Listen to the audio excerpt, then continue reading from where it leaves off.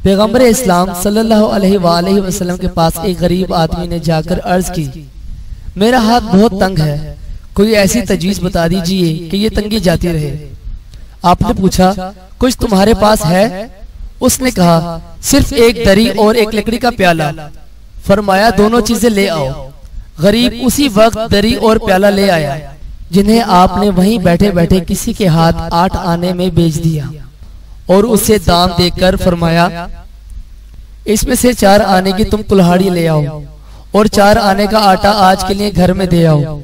थोड़ी देर में जब वो आटा घर पहुंचाकर और कुल्हाड़ी लेकर आपकी खिदमत में दोबारा हाजिर हुआ तो आपने अपने हाथ से उसमें लकड़ी का दस्ता लगा दिया और फरमाया, जाओ हर रोज जंगल में जाकर इससे लकड़ियां काट लिया करो और उन्हें बेचकर घर का खर्च चलाया करो।